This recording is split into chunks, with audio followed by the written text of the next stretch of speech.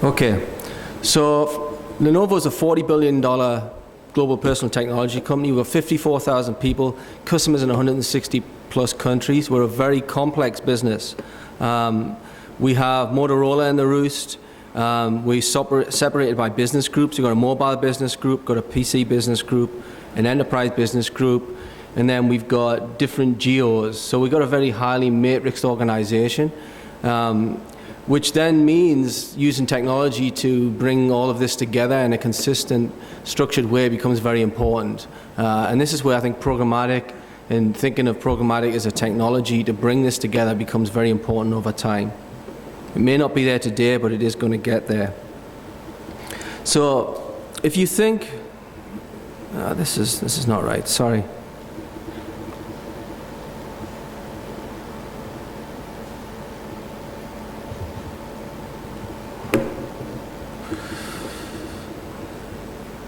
So if you take a step back, does anybody recognize what this industry is? Anybody got any clue? We live in an era, in a world where we think things don't change that much. I think the gentleman earlier on pointed out that a large portion of the Fortune 500 are no longer with us. But things disrupt, technologies can disrupt. And what we think we can not live without today, tomorrow can become a memory. This was the 5th largest industry in the US in 1846, and within 30 years it was gone, completely gone. It was the whale oil industry.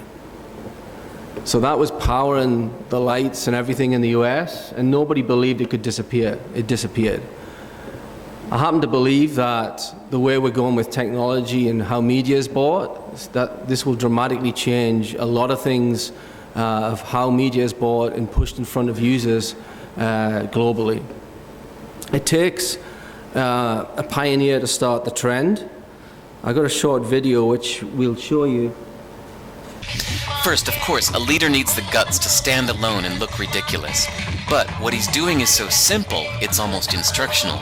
This is key. You must be easy to follow. Now here comes the first follower with a crucial role. He publicly shows everyone else how to follow.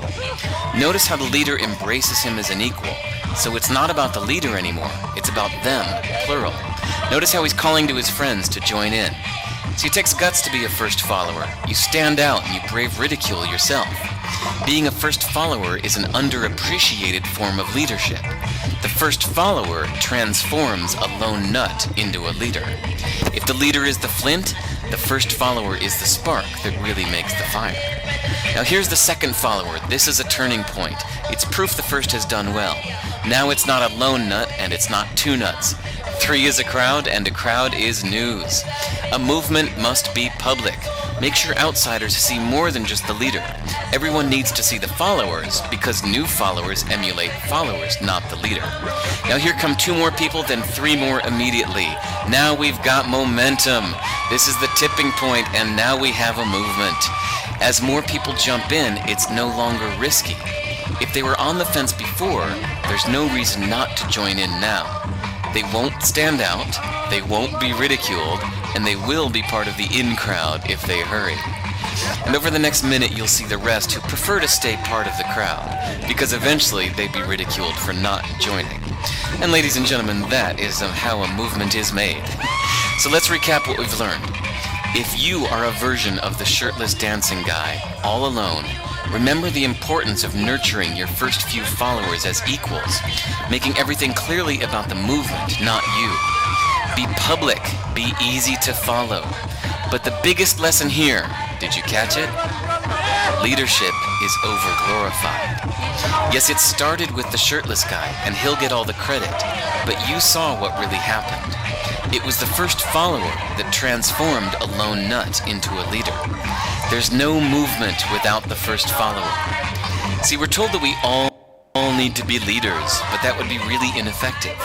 The best way to make a movement, if you really care, is to courageously follow and show others how to follow. When you find a lone nut doing something great, have the guts to be the first person to stand up and join in. So, why did I show you that? Essentially, what's happening inside brands and big organizations now is people are standing up, and becoming leaders and creating followers and organizations. This book is an interesting book if you get a chance to look at it. It sounds incredibly boring. It's called Automate This. It's about how algorithms and software came to rule the world. And this guy called Thomas Petterfee on the left here. He's the father of digital trading. Back in the 70s, I think it was, he set up the first IBM PC that sat on the NASDAQ exchange. And he wrote code so he could very fast, very quickly buy stocks on the stock exchange. And he was beating the system and earning a lot of money. The people who ran the stock exchange came in to inspect what he was doing and asked him to stop what he was doing, not because of the technology of buying the stocks, it was because the rules said all orders had to be typed in the system. So he thought his business was completely shot, and what he did is the next 2 weeks he built a robot to automatically type all those orders into the system, which were electronically then executed in his system. So that was the history of how the NASDAQ became 100% digitally transposed, and it was driven by one guy who actually used a PC and some software algorithms to do that. This book has got some other examples of how software has completely changed businesses, and I think we're on the precipice of that's what's happening in our world with programmatic. What we do tend to do is get very excited by a lot of things very quickly, and in the short term, we overestimate. We've had the year of mobile for 10 years now, right? We've had the year of programmatic was last year. The reality is it's going to be another 10 years before it really develops out. That's the way life works. We get very excited about it, but what we do underestimate in the long term what really happens. Just think about that oil example with the whale industry, right? People didn't believe it could happen. It happened. Look at what Steve Ballmer said when the iPhone came out. He didn't think it had any chance of getting any market share. That didn't happen. It took a few years, but it happened. You go back and there's countless incidents of this type of thing happening. But you look at the telegraph industry. There was no telephone back in the late 1800s. The telephone was a new invention. So they didn't believe that the telephone really had any value. Right? They didn't think it could displace their own industry, and I'll give you another example in a minute. And I think that's what's happening in our advertising industry now. There's still a lot of disbelief in what is actually happening and what's going on. But as I'll point out later, there's bigger implications in this. There's a book called Bold. I'd encourage you to try and pick it up and read it. It's about disruption and exponential disruption. I think what's interesting in this book, and I compared it to the advertising industry. I'll just go through Kodak's example. And there's this 6-day example of digitization of an industry all the way through to democratization.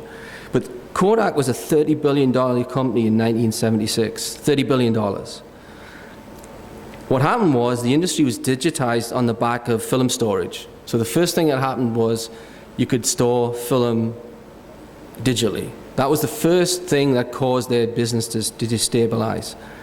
The deception then happens in their own business where none of the executives believe this is going to be damaging to them. So you get exponential growth in technology. You get from 0.01 to 0.02 to 0.03 to 0.06 megapixels.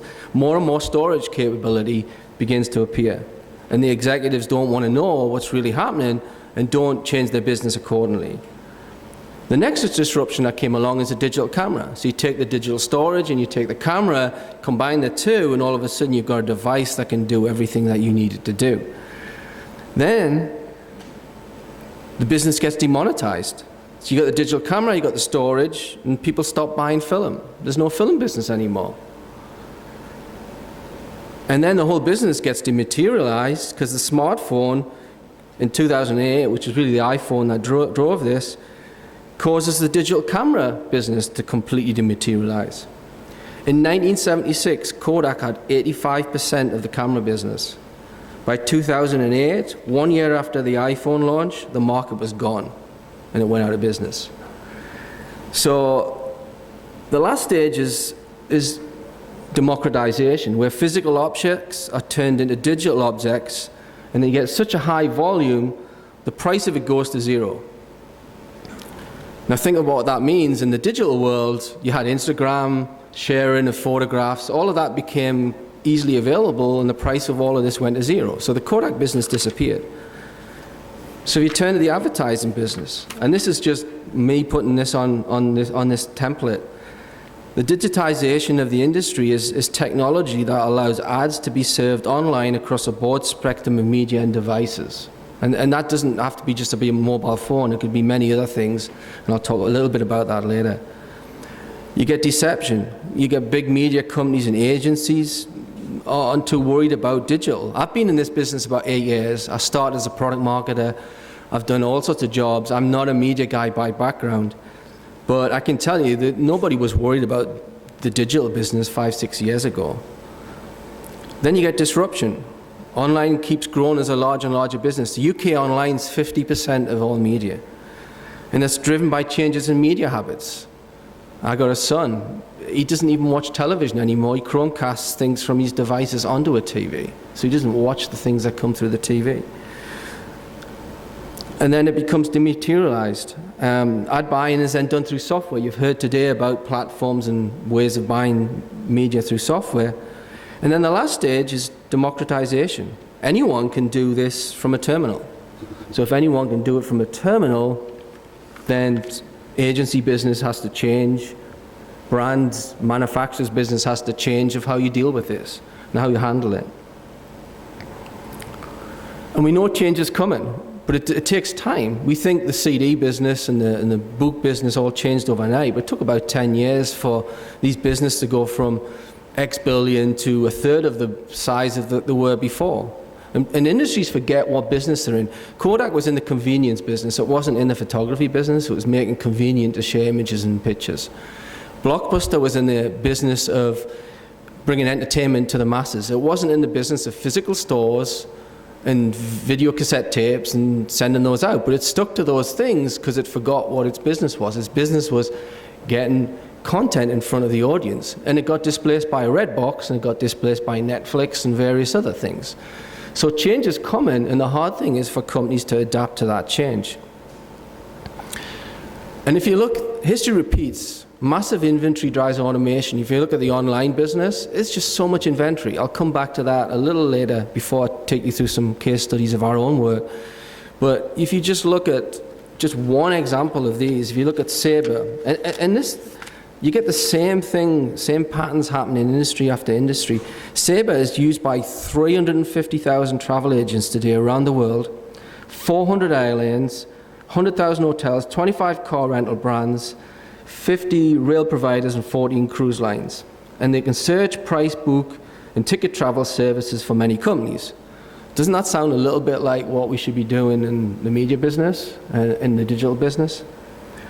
If you go back to the 50s, American Airlines first started this off. They started because they had a serious challenge with the airline reservations and the growth and people wanting to fly in passenger volumes. It was all manual in the 50s. Their entire task of looking for a flight, reserving seats, writing a ticket could take up to 3 hours and 90 minutes on average. If you want to grow your business, you can't do that.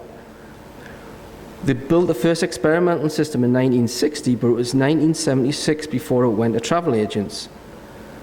So we overestimate in the short term technology and what it can do for you, but underestimate in the long term because it took 15 years for this to be a multi-billion-dollar industry. NASDAQ and Visa were similar. Visa brought together multiple credit cards. So in the 50s and 60s, every store had its own card and you had multiple cards. You still have multiple cards today, but the back end's all driven by one system. It's now a multi-trillion industry. So the inventory drove automation. There's no other way of doing that. And you see what's going on certainly in the US. The Pragrammatic is already you've seen staff being laid off. AOL, who've were recently bought by Verizon, are driving Pragrammatic very, very hard. They removed a lot of sales staff because of the Pragrammatic growth. Even Time magazine has started selling print ads programmatically.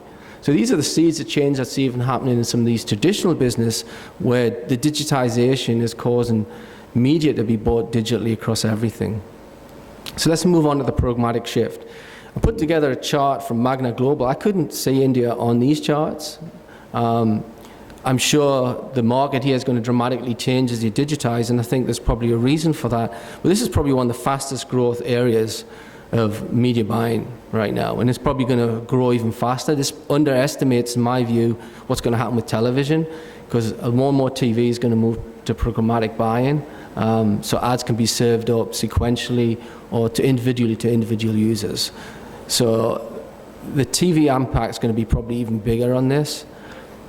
And I go back to the industry complexity and what drives it. When you've got 37 billion daily impressions globally in 40 plus countries on multiple devices with massive waste, right? You've got viewability issues down to 20% in some cases. If you want to manage that level of complexity and then buy audiences on top, because we're not buying sites anymore, we're trying to buy audiences, we're trying to buy profiles, we're trying to buy people. This is a very, very complex system. Go back to the travel industry and some of these other industries. You need technology to be able to drive this. Let's not fool ourselves. And the interesting thing is, what's happening is, in the old days, when TV and print ruled the roost, there was a limited number of inventory. There's 4 or 5 channels. The market is not in control. The salespeople's in control. What's happening today with so much inventory being available digitally, the marketer starts to be in control, not the seller. We can buy whatever we want, where we want, reach our audiences where we want. It's a very different proposition to in the past, where it's just a pure reach frequency model. And you need technology to drive that. So the old way of buying media, of sitting down at a table or doing RFPs, and less than 2 years ago, our agency was having 90 RFPs to review for a media buy, which to me is completely crazy because, you know, like most manufacturers or brands, you'd come along, cut the budget, and the process would start over again. It's complete madness. And what happened in the digital industry is it mimicked the TV industry where people would buy homepages. So you'd look for reach frequency-based methods of buying. When users aren't there anymore, they're everywhere, right? You're everywhere from a phishing site to a mobile phone to Netflix. You're everywhere. So you've got to be programmatic to really reach people because they're on many, many different places. There isn't a way of doing a reach frequency play on a couple of properties anymore like you could do with the Yahoo poll or the MSN poll. So fundamentally, what is programmatic media buying? You guys should already know this, but it's really the use of technology. It's not RTB. Everyone has a connection between programmatic and its real-time auction bidding. It's not. It's just a way of buying media through software. That's all it is. Now, underneath that, there's various ways of buying, but fundamentally, it's about buying media through software. And the benefits are, you go from slow, expensive ways of doing things because you got lots of people, lack of transparency, reports that would come in a month after your campaign's ended, and it's just not as effective as a new, cheaper way of doing things. It's just fast. You can do lots of testing. You've got transparent inventory. You've got media insights, and it's much more operational. It's a very different paradigm to what we had. And I'll sum this up at the end. It's a very, very different type of agency operation or operation in general is needed to run this. And when I started Programmatic, I was one of the first brands to work with our video provider, but people just said, well, it's remnant inventory. It's less and less the case because of private exchanges, and I'll come on that in a second. But in my view, really doesn't matter where the ad's served within the context of not being on certain types of sexual orientation sites or non-contextual sites, but at the end of the day, I want to get to my audience. Do I really care if that audience is watching sports or fishing or golf or whatever it is, as long as I'm getting that message to the audience at the right spot at the right time? There's always going to be an opportunity for contextual in the tech industry and being in there, but when you go broad reach media, I just want to reach my audience with a message. So I don't think remnant, in my view at that time, 3 years ago, was not that big of an issue, and we tested this. I've got some data for this. But it isn't about exchange media anymore, right? The biggest growth in North America and parts of Europe now in programmatic is really around the private exchange model. So it's very easily for a brand to go in and say, I want to buy CNET, I want to buy some tech sites, and the private exchanges are appearing inside the software. I just click on it and I can buy at a fixed price that inventory, and it's not on an exchange, but it's in a software model. Very different way of buying, but it's there and it's available and it's growing. Making it easy to get private exchanges is a way that this market is going to grow significantly, because it brings buyers and sellers together. If you look at brands, they're all moving this way. Mondelez have says 50% of their media will be digital. P&G have made statements. My view is all media we're buying will be programmatic eventually. It's just a question of when. As all the technology pieces start adding together. But then you've got to look at the bigger picture. Maybe this is only the start. We tend to think in the same little boxes of tablets and phones and PCs. But the reality is, the Internet of Everything, which is a much hyped word these days, but the conjecture is there's 30 billion embedded devices out there, over the next 20, 25 years. And if you look at this chart, whether you believe it or not, PCs and tablets and phones will actually be a smaller part of the inventory than some of these other things. Now, not all of these things will carry media opportunities, but I'd urge you to go and look at the Fortune magazine that came out, I think it was this month, a whole section on digitization of cities. And Barcelona started this in the Olympics. They're digitizing everything from knowing whether pipes are cracking to making sure the road doesn't get dug up 3 times in a given week for services to happen, to having smart information on bus stops and Wi-Fi on top of lampposts so that people can take photographs and send those things out no matter where they are in the city. That creates opportunities to get in front of the right user at the right time, possibly using the smartphone technology to connect, to serve media. It's not there today, but it's going to happen. How will it happen? It'll happen with programmatic, it'll happen with software. It's not going to happen any other way, because this is too dynamic. Then if you look at India, so if you look at the history of competition, empires fought with each other. The French Empire, the British Empire, the Roman Empire would fight against the Asian empires. And then it moved to a world where countries fought with each other. First World War, Second World War. There is an argument that says the next generation is essentially a war, a competition against cities. So the top 600 cities will have about 1/5 of the world population. They'll generate 60% of the GDP. And that large part of that is going to come from digitization of these cities.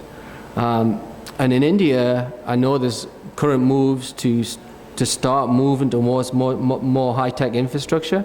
But in India, 40% of the country population will live in cities by 2030. So there's a huge opportunity in India for this.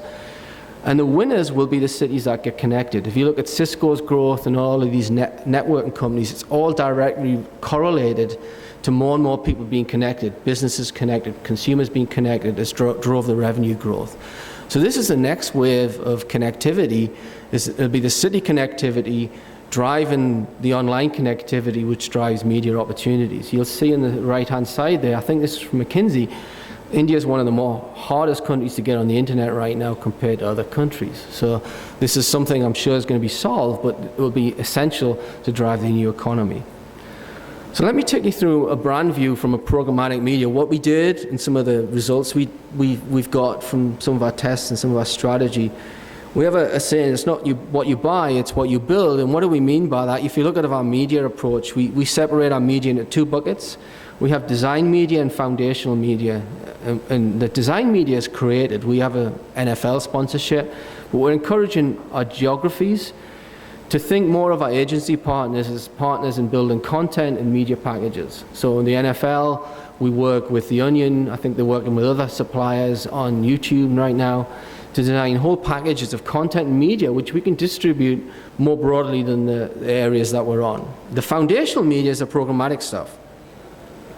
So what does that mean? The foundational media is the reach.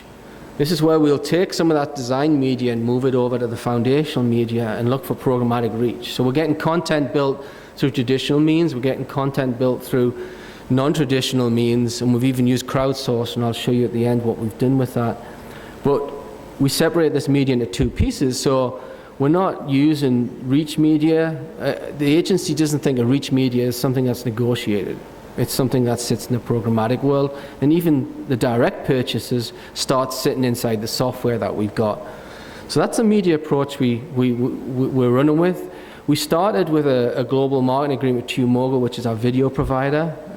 I was literally the first brand to work with the video company.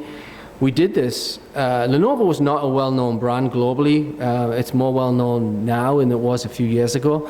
But my view was you can't build a brand online with display banners, right? So video is going to be the place. We took a bet on video, and it's proved to be right because video has grown significantly online. But if you want to create an emotional experience, if you want to create some empathy and connectivity, you need sight, sound, and motion.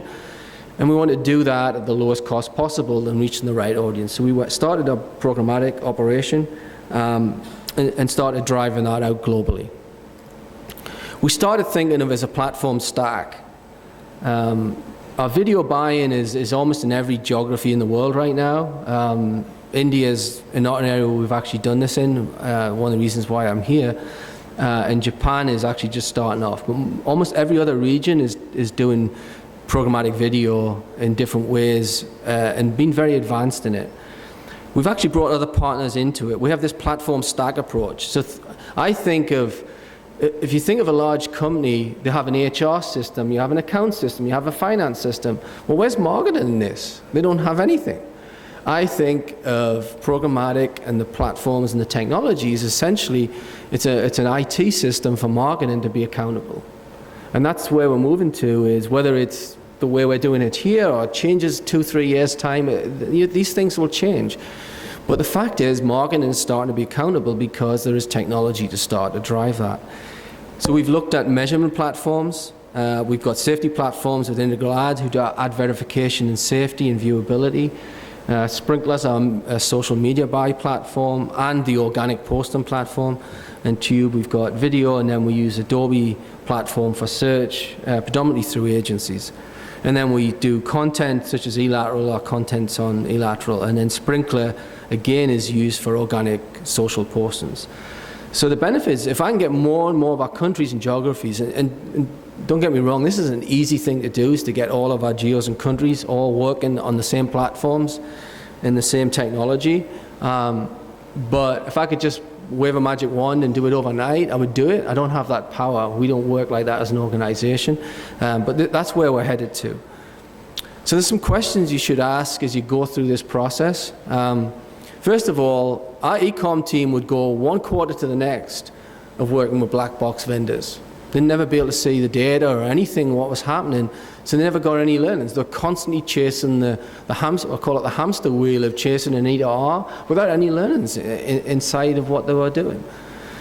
So what's important is when you're working with a programmatic provider, you're dealing with a black box provider or software, you can see what's going on, what's happening, so you can plan, buy, measure, and optimize. How is that tech vendor being paid? If that tech vendor is on both sides of the coin of buying media and selling it, then they may have preferential for actually selling their own media rather than buying the media that's right for you. So that's something you've got to weigh when you have your programmatic. Some programmatic partners out there have their own inventory. So if they have their own inventory, they may be biasing their own systems to selling that inventory to you. I'm not naming any names out there, but there are companies that do both, and there's quite a few of them. You wouldn't buy your stocks like that. You wouldn't buy a house that way, right? Typically, it's different vendors. And then what's the buy model? How are you going to run this operation? So we have there's a holding company trading desk model. There's a private trading desk model. We actually use the agency with our platforms to work with our platforms. In some cases in Australia, they've missed the agency out. They just go straight to the tech provider. So the agency in the middle has got to add some value into this equation. If all they're doing is taking our creatives and our ideas and passing it through to the tech provider and just being a middleman pass through with a fee in between, that model isn't going to last globally. Brands are going to cotton on to this and start to realize, and they're going to bring this into their own house or have their own trading desk. Mondelez has its own trading desk. We are testing in-house buying right now. in different areas. But as I said earlier, with the democratization process, you can start bringing all of this sort of stuff in. So we have different geos doing things in different ways, but trying to use the same platform as they do it.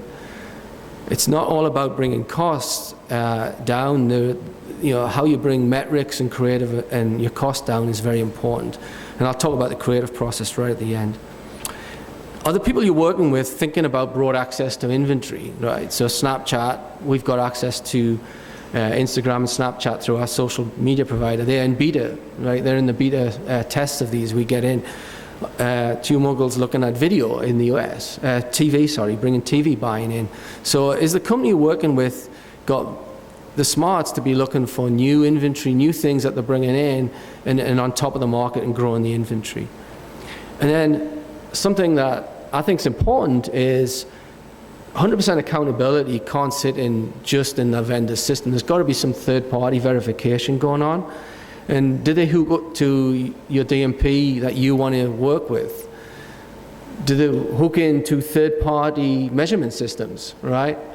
There was one company, which I'll not name, that we did an ad verification test. We could only measure 30% of the total inventory that was being served. So whatever the viewability figure is, it really doesn't matter because I couldn't measure 70% of it anyway. So if I can't measure 100% of my inventory, I've got to question why am I buying it at all. That's my perspective, and we have a third-party provider to allow us to do that. I worry about if everything goes behind closed walls, then we're going to be in a difficult situation. So also there's got to be a future vision for the platform. Where are they taking it? Is it TV? Is it on the social side? Is it Instagram and new social channels are coming up? There's got to be a future vision. And then is there a solid process for support and training? Because you rapidly need to get people up to speed as you bring people on. Skills are limited in this space, so you need people that can help. And then do you have global reach? So let's look at some of our results. I mentioned earlier on, there was a lot of naysayers that programmatic is just remnant inventory and it can't drive a brand. And what we did is we ran programmatic against premium, and we ran brand consideration surveys, and we looked at the brand lift, and then we looked at how much we'd spent on each of these inventory, and we looked at the cost per completed point of awareness and cost per completed point of consideration, and then cost per view. So our programmatic was about 2.5 times cheaper than the premium stuff, but the cost per point of awareness was almost 8 times more effective. So it overwrought the cheapness, and then it's about 5 times cost per point of consideration. So it wasn't the case that if we ran supposedly remnant inventory, which is really not the case in programmatic anyway now because there's a vast amount of inventory out there, it wasn't the case that we couldn't drive positive brand lift or positive consideration. We looked at buying targeted audiences. So what we did is we ran a typical Lenovo buyer was over 45. So if we took first-party data off our website and just used that data to go and buy audiences, we'd be buying the wrong audience when I'm after a millennial. So what we did is started campaigns off, ran traffic into landing pages, and then did audience profiling, and then built custom models with Newstar, and then measured purchase intent lift against those audiences. And you can see that second bar is the purchase intent lift was significantly higher using the models that we'd built as opposed to just the standard control. In fact, the outside data we bought in was negative. So the cookie-based data we bought in was actually detrimental to building our brand and not positive. So this is something we now do on new campaigns. Largely in most parts of the world, the old IBM buyer is not the buyer that Lenovo wants to go after. So we're trying to look at our audiences very differently.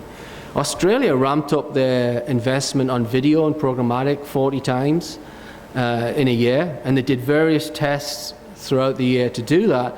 But what was really interesting, I think, from an e-com point of view, is my view is that there's a linkage between the branding. The brand to demand is starting to contract. Right, branding was over here, e-com was over here. I think that's becoming less and less the case, where these things have got to integrate together a lot more. I'll show you an example in a moment how we've done that with branding. But you can see video and branded video was driving traffic to the website. And it was driving sales underneath it because their sales have gone up dramatically as well. But the traditional channels that they were using wasn't driving traffic. By going programmatic, driving our brand, it started to drive traffic into these other channels that then drove sales. One of the things that programmatic does is it gives you the real-time measurement. So you can look at a campaign as it's going and optimize it on the fly, right? Which is something you couldn't do in the past. You saw it's gone now, but you saw that lift at the end. We were measuring brand association with the yoga tablet, a new product. And we saw over time, we could optimize our campaign to get effectiveness. We tested programmatic direct versus marketplace inventory. We found the marketplace inventory was a lot more effective at still driving brand, largely because we got to more people for the same price point. But we tested one versus the other. This is something we can now do. And I mentioned this brand to demand thing. We've started introducing an overlay strategy into all of our video media. And the overlay is essentially, if you look at the bottom, it's something that appears not immediately and not even on the first video. So we built e-com or retail-based interaction components into our video. So this pops up perhaps after 3 to 5 seconds, and you can get engagement off that.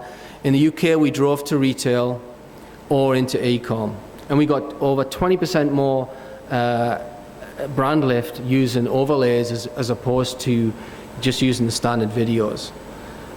And then if you just look at the click-through rates, so you can see examples of the overlays in here. The little triangles in the bottom we used to drive an interaction. We had, I think, cashback offers for retail, and then for e-com online we had some offers for the online business. But the other thing is it drove more traffic. The overlays got a 2.5% click-through rate as opposed to the non-overlays got 1%. These things were much more effective on 30-second videos versus 15 because of the time. You don't really want to pop up an engagement piece coming up onto a video after 5 to 10 seconds. So they were more effective on the 30-second ads. And also we found trying to serve it on the first ad was probably not as effective as serving it as the second or third touch to the user. So we started looking at the programmatic ways we can use overlays to drive our e-com business and bring the brand to demand piece together. And then one of the things that quite often are asked, and we've drove programmatically, we've drove our viewability significantly higher. Just on one campaign we went from 25 and I think it's 43, it's a 65% improvement in viewability. So an executive comes along and says, well, I want to drive cost out of my agency business, and they might talk about 1 or 2% cost reduction. Well, that pales into insignificance when you look at how much money is being wasted on non-viewed media. Right? If 65%, if I go from 25 to 45% and I double the effectiveness of my media, that's way more beneficial than shaving costs at an agency negotiation rate. So media effectiveness is starting to be driven through programmatic. We're using programmatic to get more out of our money. So some opportunities that I see emerging. This is Japan and US. There may be something in the US, but in India. But how we share data through a DMP. So we collect our data through a DMP. One of the things we can start doing is partnering through companies like Retailigence who've got all the Best Buy data from retail stores. So they know by SKU what's available in each store. We can then start sharing and passing data with Best Buy and our retail partners. Who's been on our site, who's been looking at products, and then our retailer can then help secure the end sale locally by SKU using data based on people we know who've actually looked at our product. So how we partner up with our retailer needs to be think of it very differently to in the past where we've both worked in different ways. So Retailigence are actually, I think, US and Japan right now. There may be other companies that do this, but they get SKU level data of retailers. Other opportunities where I think programmatic comes in is more experiential, but actually leads to sales drive is, Regent Street in London. They've created Regent Street's one big long street. It's a mile of style, as they call it. There's 130 stores down there. They've got an app with all the stores in there, but they've got beacons in these stores. And as you walk down the street, it can give you offers and information as you walk down the street. And you can see on the right there, you can deselect things you're not interested in inside the app, so you won't get saved up information. So beacons start to create the programmatic effect of end-to-end marketing between what you've done as a brand and what you can do locally. Particularly if you've got your own stores, it's hard for Lenovo. But beacons are something that's going to start bringing this data together for retailers, where they can link the beacon technology to the online and offline world. And I mentioned earlier, the old agency paradigm is where you build an RFP and you come back in a month's time you get the data and information. The old media buying role is really going to, in my view, going to be defunct. What you start getting is a new paradigm of operations, where you need business operations staff, people who really understand the ends to ends of all this business, from creative all the way through to metrics. You need people who can look at analytics and data and make changes to the media buy as we go. If not, why are they there? Because we can do it ourselves. We've got analysts in our own business.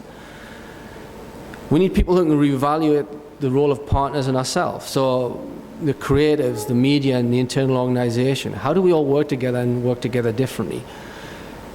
You need to get away from opinions. I've been in our business for a long, long time, and opinions is always something that's driven the creative business.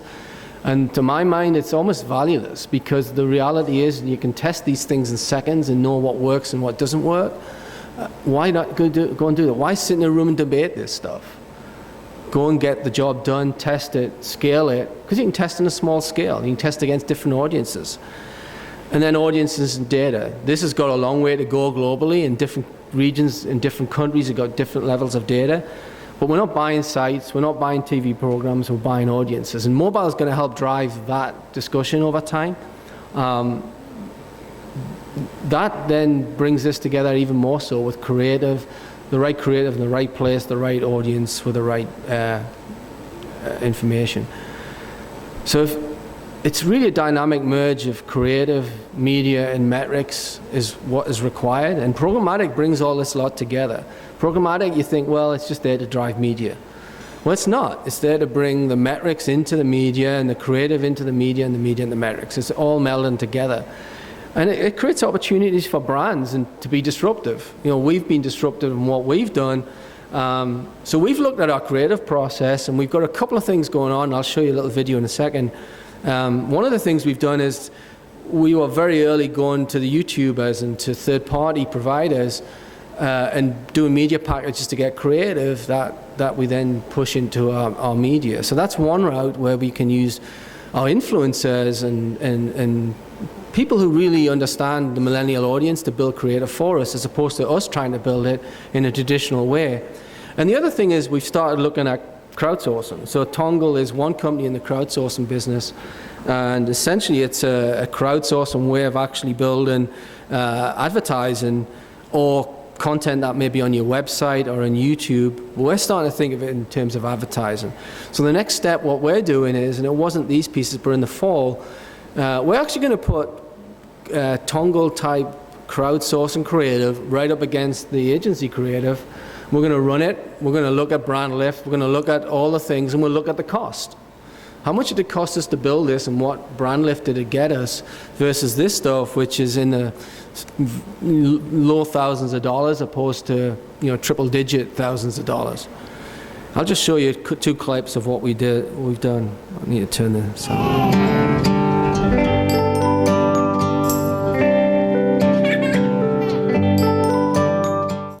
So that was for the tablet.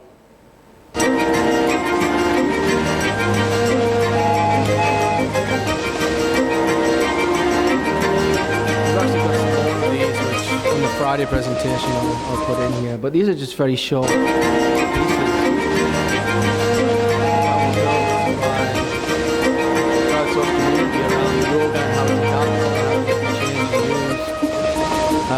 and we get 15, 20 pieces of creative this process.